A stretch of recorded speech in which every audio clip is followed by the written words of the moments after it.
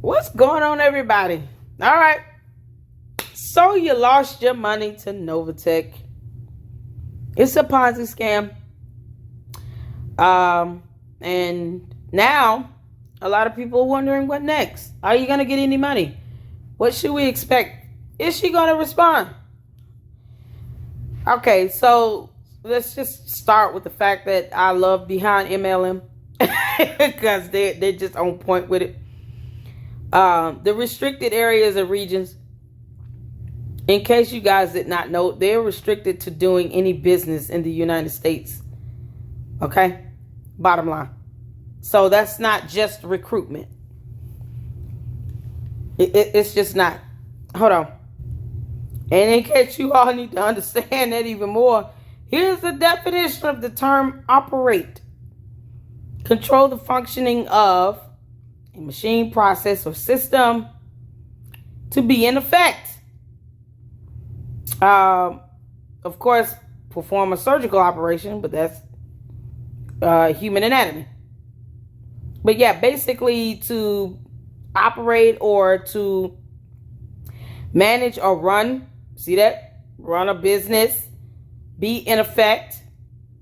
That's what the term operate means. It's a verb. So she cannot be in effect in the United States of America. Novatech cannot be in effect in the United States of America because you can't twist up the definition of simple terms. You can't perceive it in your mind how you want to because, you know, you're a scam promoter and you don't want to be faced with the possibility of being charged with wire fraud, or named in a cease and desist order, or in a lawsuit, or even worse, criminal charges. So just because you promoted this scam and you don't want to get into any legal trouble does not mean that that's going to work out for you in that manner, or that's how that works. It doesn't. When they said that they're not going to operate in the United States, they're not going to be in effect. Anything that involves their operations, period. That's the scam that it is, because I refuse to dignify it by using the term company. That includes payouts. It should come to a halt. To my understanding, it did. It should cease to exist. That means no one is going to get paid out any money, or they should not be getting paid any money. You should not be recruiting. You should not be doing any trading. You should not be doing anything that is considered part of the operation of this scam that is Novatech. You should cease to be in effect. Period. That's what that term means. It has not changed. It's not going to change simply because you don't like it. To the scam promoters. Now, for the victims, hold on. Many of you already know that basically, you know, the cease orders and they're just downright refusal to register the alleged securities assets because they didn't have any. You know, this is pretty much what brought them to this point. I have told you all also, every scam does not collapse the same way. I repeat, every scam does not collapse the same way. It just doesn't. So this is what you're witnessing, this unfolding of this Ponzi scam that it is. This is the collapse of it. This is how it's collapsing. Every scam does not collapse the same way, okay? I've already showed you all the litigation fees that a lot of these defendants have to get when they're, you know, being caught up in these stupid Ponzi scams. She could be paying millions of dollars for litigation. But unfortunately, she's using you all's money to do it. It's because, you know, it's a Ponzi scam. None of it was ever to benefit all of you all. It was really to benefit people at the top. And now it's collapsing. There's no money to give you all. Everything is supposed to come to a cease. And the FBI needs to hurry up and go get them before they try to rename this something else and pick up where they left off with a whole new Ponzi scam. You still won't be able to pull this off in the United States of America because you got to register these cryptocurrencies and all of that. But if they're not fake, if there's nothing wrong, you shouldn't have a problem doing it. Them registering anything would have just exposed the scam even faster. There was no FBI audit. I don't understand where she got that from. I don't know how because I mean, you really would see documentation of that. I don't know where she got that from. I mean, you would think the FBI would have documentation and evidence of an audit actually clearing them. I don't know how you get cleared and then get cease orders. It don't happen that way, little girl. That's not how that works. I mean, it's so dumb. So, you know, this is how it is. And it should have been this way. And there are going to be more countries to follow suit because guess what? That's how powerful our U.S. currency is. Other countries are not going to want to be involved when they see you all sitting here scamming people, and you got to have United States placed on a restricted areas and regions list. You think other countries are going to allow you to continue that Ponzi scam in their country? No, they're not. No, they're not. And I love BehindMLM. They basically said this is an indirect admission that by way of committing securities fraud, which is a federal offense, Novatech FX has been operating illegally in the United States and Canada since launch. God, yes they have. Even with their new restricted area pseudo-compliance, the regulatory problems for Novatech remain twofold. Securities fraud cannot be undone by restricting access. It just can't be. That's why they're still under investigation. Because you cannot undo securities fraud.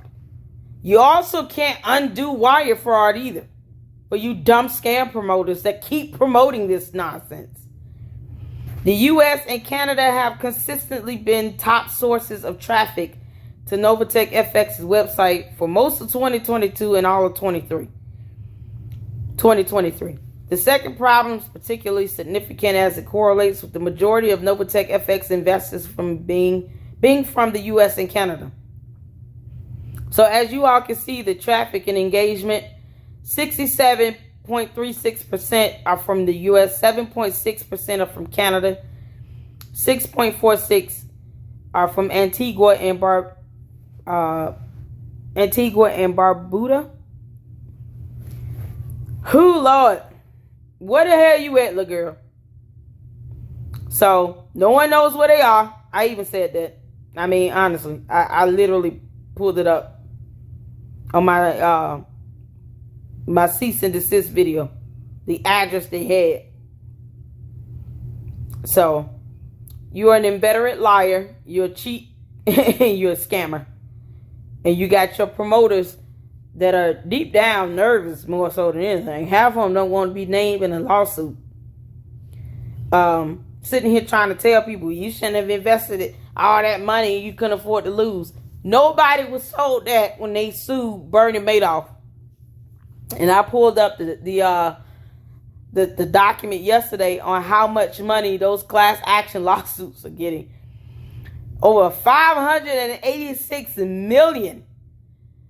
I mean, good Lord, was added to the victims fund. So, what should you expect now moving forward if you see these things to come up? Here's some warning signs if you see these things pop up. Hold on. Disgorgement. Disgorgement is legally mandated repayment of ill-gotten gains imposed on wrongdoers by the courts. So, them dumb petty-ons and all the promoters could be forced to give back the money that they got from this Ponzi scam to pay back the victims that they took advantage of, stealing their money under this stupid deception of some sort of a crypto trading nonsense.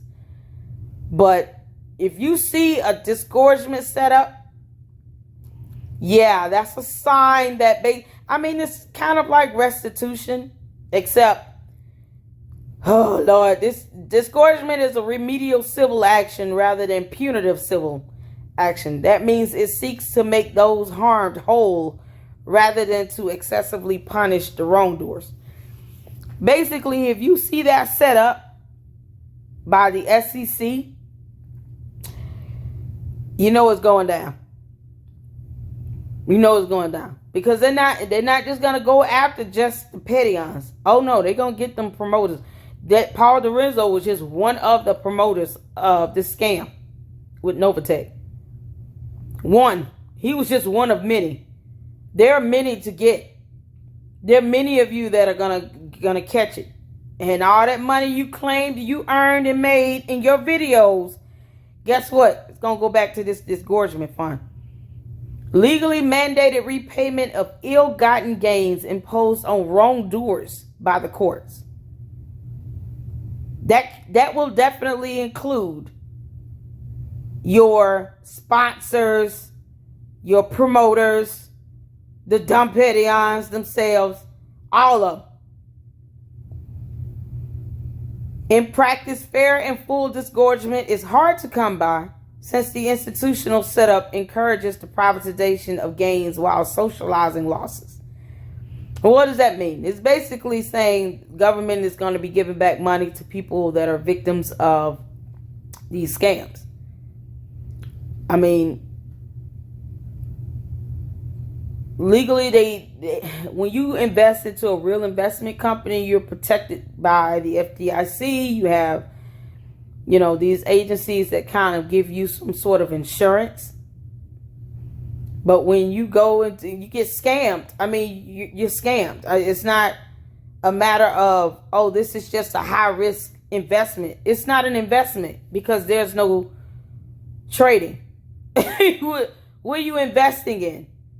If the trading platform does not exist, then what are you investing in? So, every so often, it's like the same thing with banks having bank runs. And Novatech is not a bank, by the way. I don't know why anybody would be saying anything that would align this to be similar to a bank run. It has nothing to do with a bank. They're not a bank. And the money they had stashed in their so-called offshore accounts in real banks, you all will not know about them until the criminal charges drop. And then you start getting information that comes out in the media when they go to prison. So this is what they mean by basically with the privatizing gains versus socializing losses. You have these some of the money that comes into the victims sometimes will come from, at the cost of the taxpayers. Comes from federal government agencies, those types of things. I don't always agree with the government bailing out banks, especially when these banks did the things that they did to cause or create a bank run situation. I don't think they should always get bailed out because, that's taxpayers' money that's going towards a bank prospering. For what? They need to learn the hard way, just like everybody else, how to be broke. But, when you're talking about victims of a scam, individual citizens that gave up, 10, 20, 30 plus $1,000 to invest. They lost their retirement plans and those types of things because they were bamboozled for, how long did this stupid scam last? Almost going on 5 years or some nonsense. Yeah. When you've been scammed for almost 5 years, it's not a matter of just, oh, you put in money to live and all this. No. You just been involved in this scam for that long. If you did not know or understand that this is a scam after 5 years, it's going to be kind of hard to make that claim, in my opinion. After 5 years, maybe 5 months, 6 months, and you're like, I didn't know that this was a scam. 5 years, kind of hard to make the claim that you didn't know after 5 years and 3 cease orders. But you still have to prove your innocence as well. And that's the one thing about court that people forget about. You got to prove your innocence. The burden of proof is on the petitioner or the plaintiff. The government will prove that this is a Ponzi scam. But when it comes down to you proving that you were a victim, you're going to have to prove that. You're going to have to show that you truly were a victim in this. You had no idea that this was a Ponzi scam. And the moment you found out about the first cease order, you wanted to pull your money out, but your dumb up lies weren't answering your calls or your text messages or your emails or anything. They weren't responding to you. They weren't sending you any information. They cut you off from the Telegram groups. And some people did try after the first cease order to pull their money out. And they were not allowed or able to do that. And it's unfortunate. Those cases are easily proven, or more easily seen as a true victim than someone who knew that they had 3 cease and desist orders and still kept promoting people into this scam. So don't go in there thinking you just gonna cry and shed a few tears and say, well, this was an investment. People shouldn't put their money in if they couldn't afford to lose it. Because the judge is going to tell you to shut up and sit down, and then they're going to throw you behind in prison for wire fraud. So that's that. If you see a fair fund for investors, should probably be reading about that as well. So we got disgorgement. We got a fair fund for investors. It was a provision introduced in 2002 under Section 308A of the Sarbanes-Oxley Act, SOX. The Fair Funds for Investors provision was put into place to benefit investors who have lost money because of the illegal or unethical activities of individuals or companies that violate securities regulations. The provision returns wrongful profits, penalties, and fines to defrauded investors. So you guys can see that here. This is on Investopedia. This information here about fair funds and disgorgements, terms that I've used in previous videos, but just to show you a breakdown of what that is.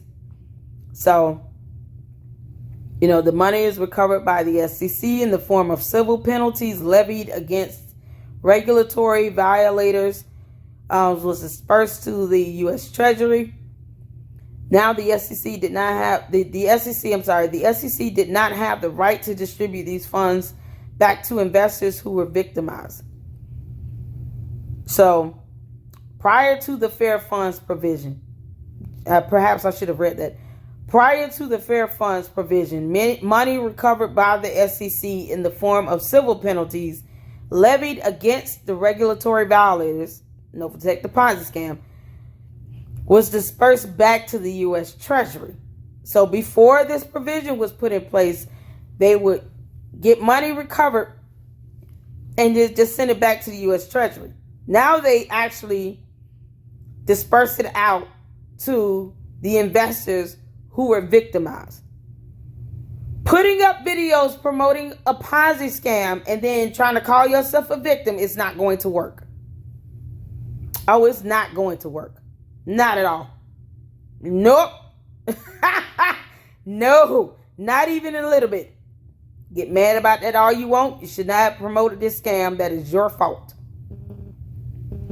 So basically, the provision established a fund that holds money recovered from an SEC case. The fund then chooses how to distribute the money to defrauded investors.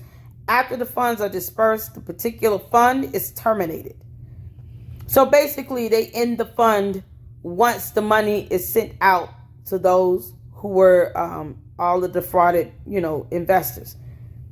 So the fair funds for investors, more so for the investors and investment companies, the disgorgement is going after all of them. Novatech, the promoters, the third party, people who created them offshore accounts, the recruiters. It's going after all of them, and it's going to get all that money back that you thought you earned. Good luck to that. Oh, it's coming back for you. Okay? The Fair Funds for Investors provision has compensated investors who have been victimized by collusion between funds and brokers, meaning you cannot be a fund or a broker or a recruiter or promoter or any of that. I hope you all see that right here. You have been victimized by collusion between funds and brokers, interest rate fixing, undisclosed fees, false advertising, late trading, pump and dump schemes. Did I not talk about that earlier? I did. Yep, pump and dump schemes, mutual fund market timing. Basically, you getting in on something before it hits the public so that you can benefit by paying the least amount of money for a stock or bond or anything like that. And then all of a sudden go out and then you profit all this money. It's almost close to a pump and dump, to be honest with you. And other forms of securities fraud and manipulation. So, yeah, no. When I say you have to prove that you were victimized, you got to prove it. You got a whole YouTube channel promoting Novatech. You weren't victimized. You promoted it and you failed to acknowledge 3 cease orders that you knew existed because somehow you thought God had a hand in all of this scamming. Yeah, good luck to that. In most of these cases, victims can't pursue private litigation, either because it is inaccessible or impractical. Most investors who receive fair funds distributions get no compensation from private litigation for this reason. The fair funds provision, however, provides their only means of access to compensation. Research has shown that they are usually compensated on a level equal to at least 80% of what they lost. So, look at here. That's way better than that 30 and 40% that I read about yesterday from class actions. I get 30, 40%. The attorneys take about 10, 15, 20, up to 25%. But in this fair fund, you can get up to, as it says here, up to 80% of what you lost. So I would encourage you all to be on the lookout for this, because once you see disgorgements, fair funds being created, that means that the SEC, the agency, not just in a particular state with restitution, the agency has moved in. And they got it coming down the pipeline, boy. Ooh, they finna catch it. They finna catch it. And your promoters, they finna catch it. Last but not least, if you see that little girl file bankrupt, that's it. Most of these stupid scammers will file bankrupt. However, bankruptcy and bankruptcy fraud are two totally different things. What I tell you all my videos where I say she gonna try to file bankrupt. In my last video, I actually said that the U.S. bankruptcy courts need to deny any further petitions for bankruptcy from this little girl. Because you done filed bankrupt twice. You done filed bankrupt in the state of New York and then in the state of Florida. You don't need to file bankrupt no more and get it granted. The rest of your petitions need to be denied. Because at some point, you're using bankruptcy to try to avoid paying out on your debts. Federal bankruptcy proceedings can be a lifesaver for honest individuals overwhelmed by debt as a result of unemployment, a medical crisis, divorce, disability, or any number of other legitimate reasons.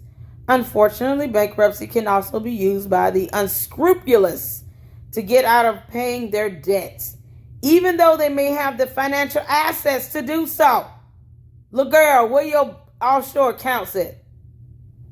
And often, financial fraudsters use bankruptcy filings to prolong their illegal white-collar schemes, buying time before the game is up for good. What I tell y'all? I said when she tried to file bankrupt, that's the end. There's certainly no money to give you all back now. But when she tried to file bankrupt, because I said that after the last cease and desist, I wouldn't be surprised if she tried. They need to deny it because that's what she doing. You don't want to pay back $11,000 of credit card debt or $4,000 credit card debt from your dumb husband, but y'all got access to millions of dollars? Girl, stop. Girl, bye. The FBI's primary investigative agency responsible for addressing bankruptcy fraud. So, listen, if you don't want to get investigated for bankruptcy fraud, you better not try. Because after a certain point, enough is enough. You just have to pay back your debts and what you owe. When you got access to money like you claim you did, your cult members claim you got millions of dollars somewhere. Your cult members said that you got some money stashed up in offshore accounts that you hiding overseas. You know, that you trying to keep from being traced. That's what your cult member said. Little girl, that's probably why she won't y'all to shut the hell up. She told y'all, stop talking. Get off YouTube. Girl, bye. You got your cult members running around here telling people you rich. They even telling themselves and others that they gonna become millionaires, Larry, from this stupid scam. Girl, how? Well, you got money to become a millionaire? Oh, okay, well, you got money to pay back the victims of this scam. Because this ain't no investment. This is not an investment. It's a scam. It's a scam. She done filed bankruptcy twice. Girl, gone somewhere. The U.S. bankruptcy courts need to deny your next petition and tell you, nope. You and your followers, y'all got money like that. You got people on YouTube in videos proclaiming to have earned millions of dollars from this scam.